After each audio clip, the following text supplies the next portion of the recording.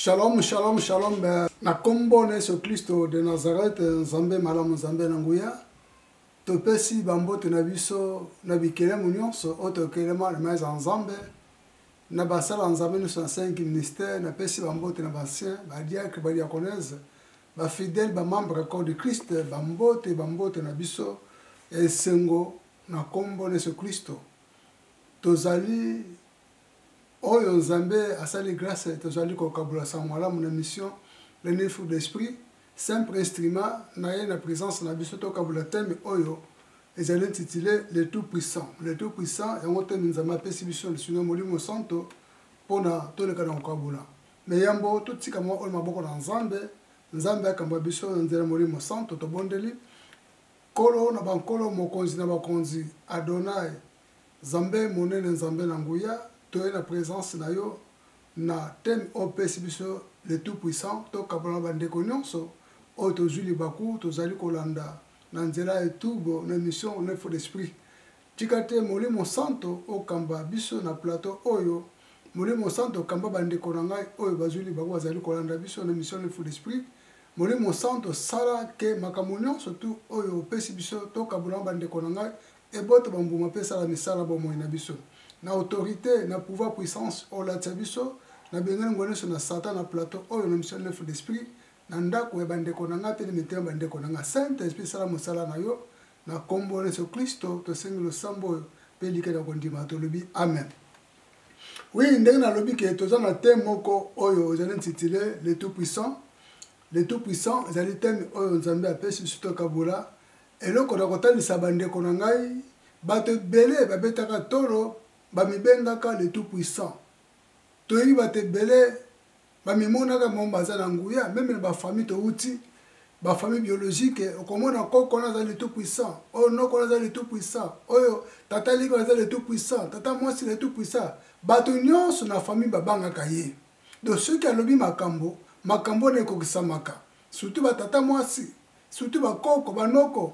ba trois personnages oyo de ceux qui balobi makambo na famille et kokisa makabite tata mosa le tout puissant tata mama na le tout puissant tata so oublie comme ça la maka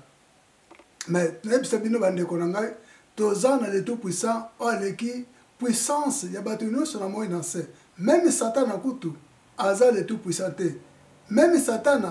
o aza adversaire na biso aza le tout puissant mais toza na le tout puissant oyo biso toyebi aleki batata mwasi aleki bakoko aleki banoko batata leki baya ata balobi maloba nyonso tu eza likolo ya le tout puissant to bengi Nzambe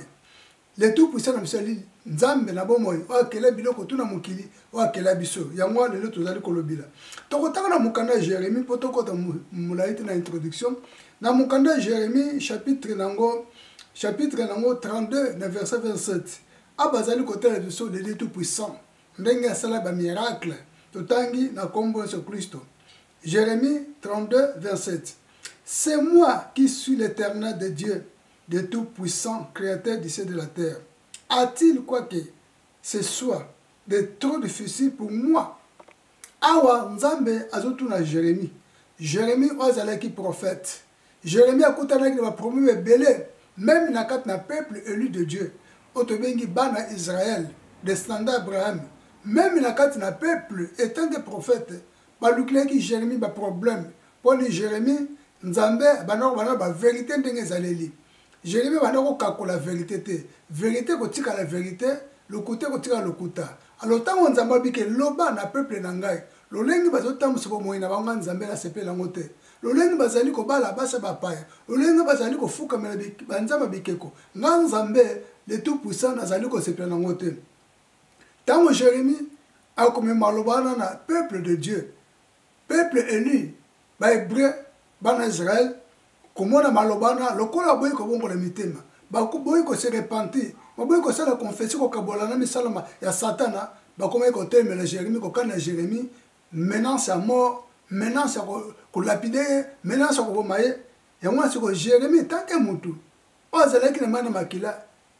tant musu abanda ko koma na ko banga. Bando mene Nzambe bengi ngai kuta bo mwana etange prophète nation mais bato o bato telemela ngai est-ce que nako sala nini kobanga ta mosu bana kota na Jérémie lokola mutu pe azala mai na makila yango nzambe na place de tangi na Jérémie 32 27 nzambe alobaki na Jérémie pourquoi kobanga batu wana baza lokola yo pourquoi kobanga batu wana onga na keli ngana tie comme prophète okamba bango ozala porte-parole na ngai onga na lingi te yebisa bango onga na lingi yebisa bango kobanga bango te yango na mutuna nzambe atunaki Jérémie est-ce que epa na ngai on a le Dieu l'éternel nzambe oyo akufaka te nzambe seko epa na ngai nzambe on a créé batu wana ozobanga on a créé biloko wana on a créé biloko tozali komona est-ce que epa na ngai likambo trop difficile ezali Jérémie likambo trop difficile ezali naza tout puissant ni Satan oyo azali kotinda bango ni ba démon bazali kotinda bango bazali tout puissant te lokola ngai nga naza likolo na bango naza likolo na Satana naza likolo ba démon donc Jérémie nzamba lobaki na ye rien okoza difficile et pas na ngai okoza trop difficile et pas na ngai onga na koko résoudre te Jérémie sala mosano ki prophète komisa maloba na kotinda yo na peuple oyo ngai na pona peuple li bana Israël bébré. Alors Jérémie a komisaki malobana joki place na âme na ye kobanga elongwaki ignorance elongwaki badoute elongwaki akomaki kosala oyo nzambe atindi ye yango wana bandeko na ngai na ntango na biso mpe toza na Jérémie te mais Jérémie ekoki kozala yo serviteur de Dieu Jérémie ekoki kozala ngai naza ministre na kati na 5 ministères Jérémie ekoki kozala ngai ancien ekoki kozala ngai diacre bien diaconesse lelo bapesi biso mission tout est sans malam noir sur blanc ndenge ezaleli a combien de fois tozobanga côté sans malam ba famille na biso okoko na zakandoki o tata mosa na zakandoki o noko na zakandoki o tata lika zakandoki ya wana zakandoki donc ce kalbi makambo koksamande ngwana tozobanga côté ba sans malam on nzambe atie kati na biso maloba na nzambe zotalisa ngai soki moko na kati na libota ayambi Yesu Kristo mokonzi pombiso na kati na motema na ye asali repentance ya solo confessa solo abongoli motema na ye azape na koki ya kobikisa libota na ye tokobikisa babota na biso na ndenge nini o baza bandoki o baza basorcière o baza misala ya mabe na kati na libota o bazali kolia bato bazali kopesa bato maladi tokobikisa bamu ndenge nini kaka na maloba na nzambe na nzela bapriere na biso na nzela ya kote bango sango malamu tokobanga bango te tokopesa bango respect etangi bamambre familial mais tokobanga bango te mais à combien de fois tozobanga bandoki na bafamille na biso tozobanga bango tozokokote bango maloba na nzambe te nzambe alobaki na Jérémie est-ce que nga nzambe nakolimbana eloko nini eloko nini très difficile mpa na ngai mpona moto abongola motema ngai nzambe nakolimbana moto wana non yango wana ndeko na ngai toza na le Dieu tout puissant bandoki bafamille na biso baza ba tout puissant te baza na limite na bango baza bato akufaka pe babelaka pe mais nzambe na biso akufaka te abelaka te aza le tout puissant yango wana ndeko ntango nzambe abengi yo okomi mwana nzambe yo kosala mosala na makasi na yo moko te toza na lisungi ya molimo santo asungaka biso nguya na nzambe ekotaka kati na biso tolataka nguya na nzambe molimo santo alatisa biso bibundeli po te tobunda biso moko te me nzambe na nzela molimo na abundelaka biso yango wana ndeko na nga kobanga keloko moko te toza na le tout puissant oyo azali nzambe le Dieu tout puissant akotika biso te oyo atambusaki bayekoli ntango bayekoli batikaki bafamille na bango ntango bayekoli bamipesaki oyo tobengi badisciple apôtre koannonce la bonne nouvelle bandoki mpe bazalaki bamagisi mpe bazalaki tozwa ndakisa apôtre Paul atekisa malamu na molende esike na famille bandoki bazangaki te bamagisi bazangaki te bazalaki ateka momwa na bible te mais affrontaki bango na nzela ya maloba na nzambe oyo atiaki kati na nzela molimo santo mpo tondimila nzambe le tout puissant oyo apolaka te rien n'est difficile epa na nzambe abike a-t-il quoi que ce soit de trop difficile pour moi ngai nzambe eloko nini nakolembana est-ce que mutu oyo nakeli na image na ngai mutu oyo natie mai na makila est-ce que nakolembana mutu wana mpo na bongola motema me yo sala mosala yango wana mona tozala bandoki ebele bafamille basorcier bele na bafamille mais tobanga kote bango loba na nzambe mpo tozolimite nzambe tozomona nzambe aza moke bandoki baza minene tozomona nzambe aza na nguya te bandoki baza nango non totika ignorance wana tozwa connaissance maloba na nzambe balatisa biso pouvoir autorité puissance ya kotelemela banani Satan, serpent, symbole ya Satan, escorpion, symbole ya démon. Totesa malamu na molende. Yo te mto kosala molimo na Nzambe, waza kati na yo kosala musala. Yangwana tozana le tout puissant. Tem ta loko kabula le tout puissant. Tozana Nzambe le tout puissant. Oyo apesi biso makoki. Bato bongo na mitema na nzela na biso. Bato bika na nzela na biso. To kanga bona makasi te me to tes sango malamu. To tes sango malamu. Sango malamu eza nguya. Eza na nguya. Molimo na Nzambe oto ndimi eza molimo kobanga te. Eza molimo soni te. Eza molimo ignorance te. Eza molimo na Nzambe eza na nguya. Yangwa to tes sango malamu na molende. To te bandoki ba famille na biso. Bandoki a quartier. Au moins na quartier so banga. Et tata na zakandoki. Akanga bato belé. Asala bato belé mabe. Mais est-ce que ndoki azana puissance koleka Nzambe? Ce qui est azana puissant, mais tozana Nzambe azali le tout puissant. Ya azali puissant mais biso le tout puissant. Yangwana ndeko ngai. Biso auto embie so Kristo mokonzi po bikisi. Soto bongoli mitima pe na solo ko bangi ko zala kati na biso te. Respect. Oui, baza bikelemo onzama keli lokola biso. To futo pesa on respect, mais to ko banga ka bango te. Bandoka quartier. Ataza magicien, ataza sukaza marabu, ataza sukaza nani, toko banga bango te. Tozana le tout puissant, ozali Nzambe. Oya kele batwana, nanzela kote bango samalam, nanzela ko prier po na bango, bako bongo la mitema.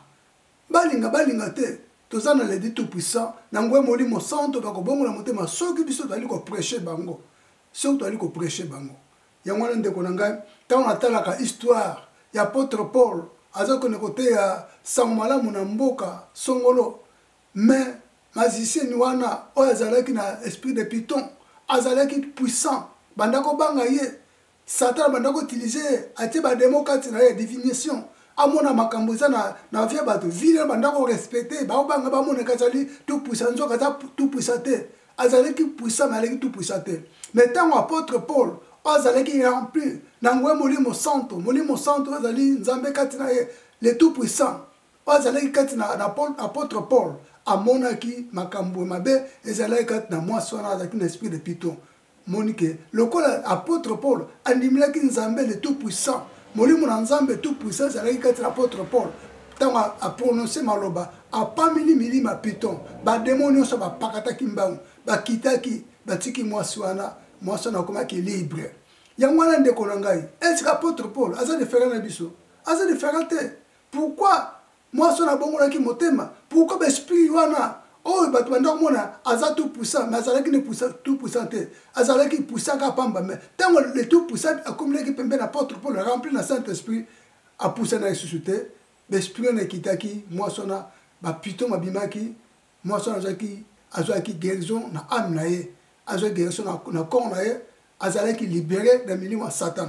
Yangwana ndeko nanga apôtre Paul azalaki bato lokola biso. Azalaki muto lokola biso. Biso pe toko sala. Ceux qui tozotambola na kobanga Nzambe pona apôtre Paul azalaki muto moko exemplaire. Faut tosaka ye. Tango muto azoba bo imite nga ndenge na imita Christ. Donc la sira ki singa ye moko. Atambola na via masumu te. Atambola na kobanga pete. Po ce Christ aki na mona atambola na kobanga te. Comment apôtre Paul bo imite ngai? Soka azalaki na le tout puissant te. Azalaki na le tout puissant qui na confiance. Na solide confiance et pas le tout puissant. Oh ya banda ko utiliser. Yangwana ndeko nanga biso to embie so Kristo.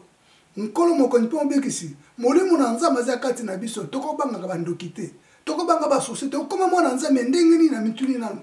Na tunio ndeko zolanda ngande ko mosto kumbali. Okoma mona Nzambe ndenge nini. Ozoko minimiser Nzambe. Nzambe tango za na Saint-Esprit kala Nzambe ndeko na ngai. Mais ozana molimo na Nzambe pourquoi ozobanga bandoki? Ozobanga ba société on se ba lié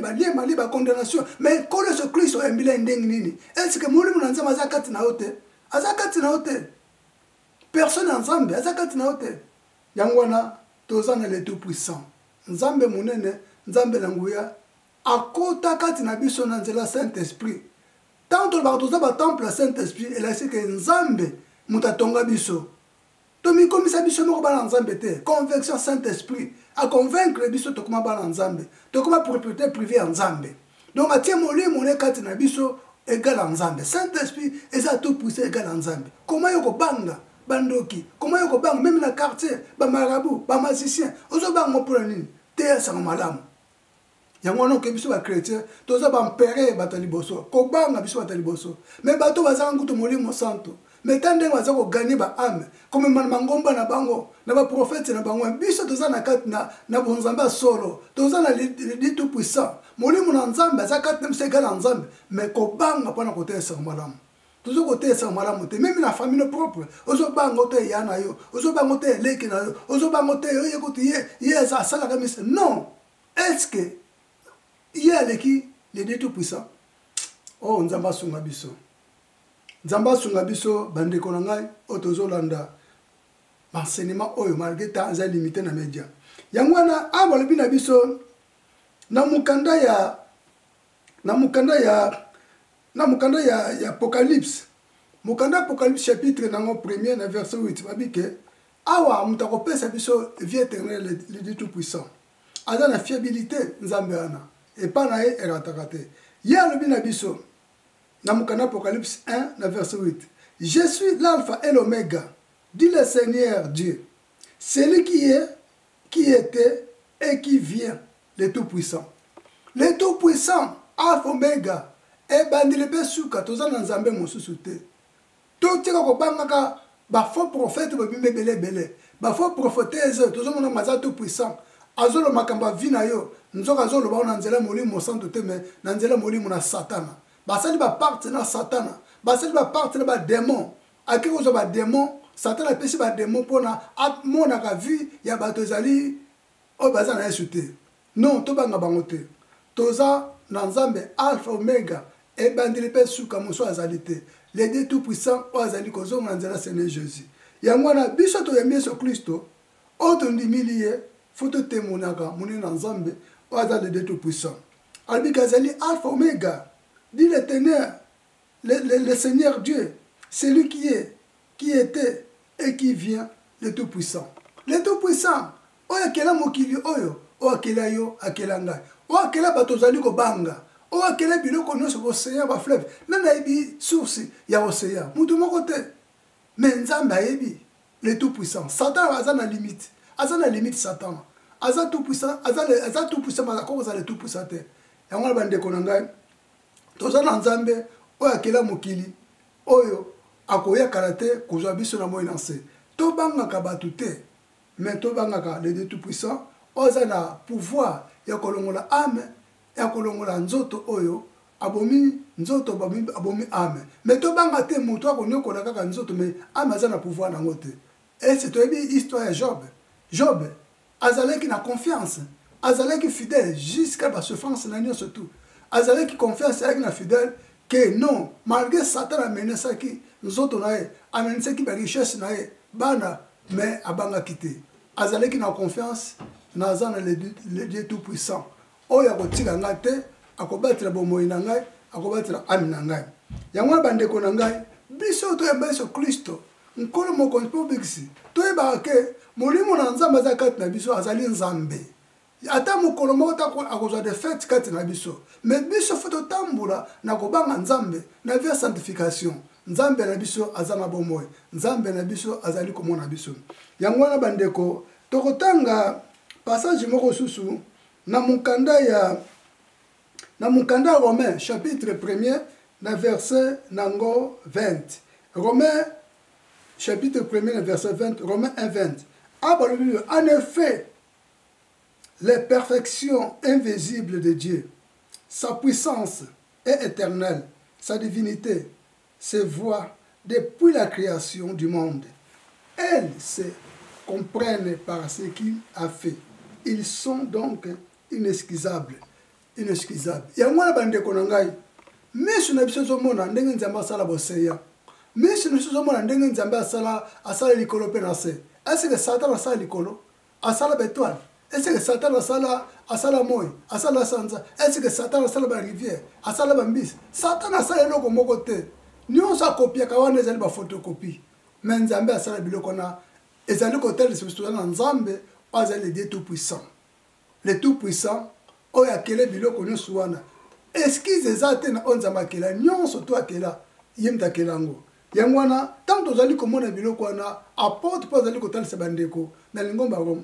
baromain eske tozomona te biloko ya mokili ezotalisa biso ndenge nzambe azali likolo banda basala mokolo ne deplasa molikolo nini sanza et déplaça mokoni mo déplaça mais nzambe ndasala banzete banda balona ngisike zali zaka sikana nyonso elingo na nzambe emonisaka na biloko oyo asala yango toza na nzambe le tout puissant tokobangaka bato te na mokili oyo oui nzambe aza malamu nasepelaka na david moko azalaki menacé na banguna na ye mais azalaki na confiance epai ya nzambe le tout puissant tokanisa kaka histoire ya Goliath na David ata tokotanga yango te mais toyebi histoire malamu toyekola na bekole toyekola yango partout na bekole de dimanche tozomona ke bamonaka ke Goliath aleki le tout puissant selon bango bamonaki le tout puissant nzoka aleki le tout puissant aleki na puissance na ye limité mais ntango David azwi révélation bi non toza na nzambe akela ngai toza na nzambe abundilaka ngai toza na nzambe oyo akela biso aza le tout puissant aza illimité aza na ngoye koleka Goliath oyo azali envoyé diable omoni ke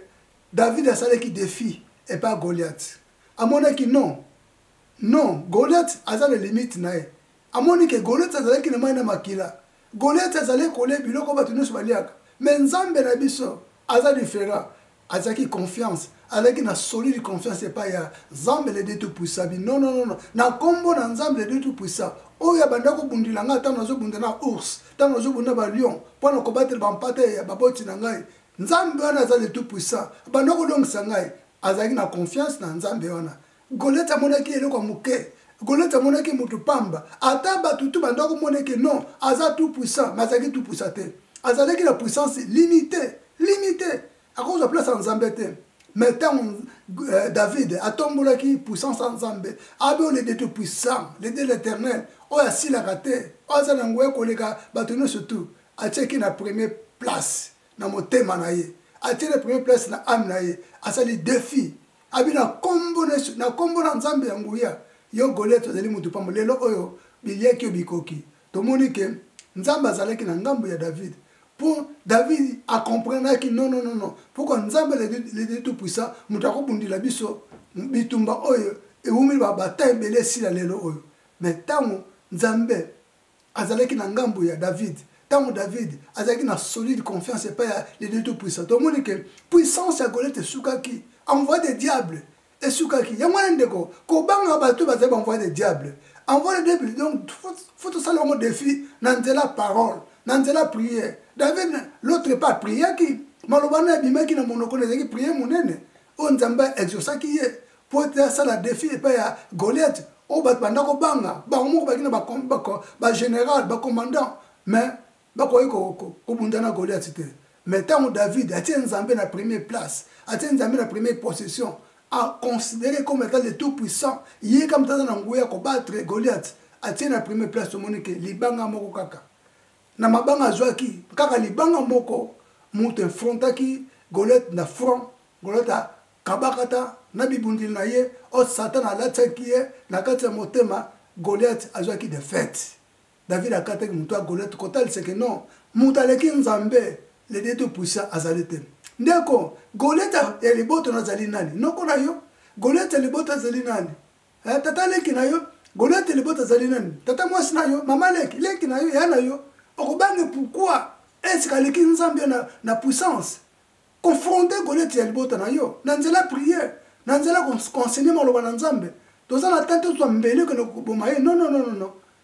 non siko toza na kat na le spirituel bitumba na biso ezali ya minduki te bitumba na biso ezali ya mabanga te bitumba na biso ba mbeli te non lokolo bikaza ndoki na ko tia mbeli non comme assassin mais bitumba na biso en esprit toza na armée spirituelle na Ephésiens 6 tanga na Ephésiens 6 à partir verset 13 toza na armée spirituelle ya ngonde to lata ngopo to fronter banguna oyo Satan ali ko utiliser bande ko na yo o Satan a komisi alati bibundu lipo babundisa kabiso to confronter bango kaka na maloba pamba te nzela prière prier ko sanga na jeûne prier ko sa pena retraite prier ko sa pena veiller o veiller butungi mpona ko o lela pa Nzambe atonso na nguya confronter ennemi na yo na kati na libota ngwana ndeko na ngai tozo ndekisa David akendeki ni à gauche ni à droite kena luka banganga kisite akena luka bamando na teme aluka ki Nzambe na nguya le Dieu tout puissant alléluia yango atem to kaboleli tout puissant nzambe alongisaki David biso mpe soki tokomitia place à David totia nzambe na premier place na baame na biso na mitema na biso na makambo oyo toza komona c'est très difficile et pas nzambe rien n'est possible tokolonga bitumba toza nango bitumba za olenge ebele ekozala satan moko akoti na bafamille na yo abelisaka kaka bato akanga bato mabota eza bitumba akanga bato misala eza bitumba akanga bato babonga te eza bitumba mabale esalama eza bitumba me tokobunda ngo na maloba kaka te tovandisi bango oyo noko yo tataleki tata mwasi tozokanga biso mabota ozokanga biso misala tosalaka te bakosala eloko motema maloba na bino me nzela prière eza arme efficace oyo eza tout puissant tokolongela banguna na biso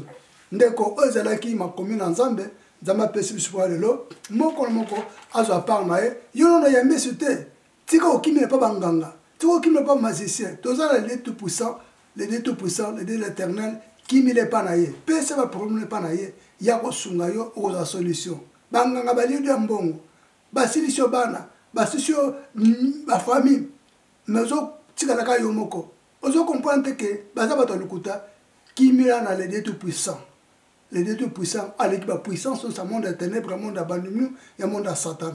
ezali Seigneur Jésus le roi des rois yangwana biso oto yoki maloba oyo to tshona misa tala bomo na yo est-ce que okimila ka pa nani pa tata mwasi soko dikamboka na ke pa tata mwasi tata mwasi mtalo bila ka biso non kimila pa nzambe le Dieu tout puissant o aleki tata mwasi no kokufa no kokufa batata leki bakokufa bayano bakokufa mais nzambe na biso akufaka te alembanaka mpe eloko moko te yango wana ndeko na ngai baproblème oza nango apartir de soki ozalaki na ignorance bima na kati ignorance toza na le Dieu tout puissant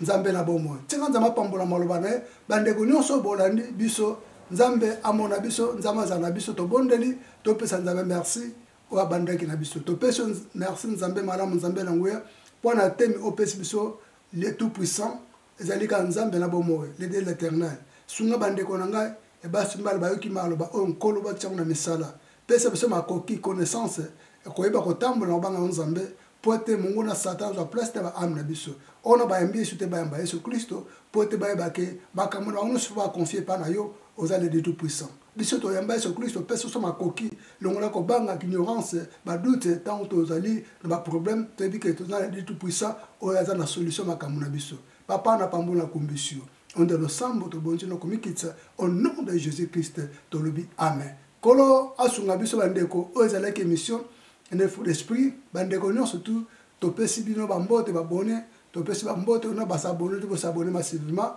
pour te soutenir mosala nkolo Yesu Kristo na kati na elanga oyo émission ene fou d'esprit nzambe pambola biso wana tokutani à la prochaine fois soko Yesu Kristo azongelelo wana tozali enlevé mais so ozonga lelo te tokutani mbala sima bena ngona nzambe na kombo Yesu Kristo tolobi bye bye au revoir.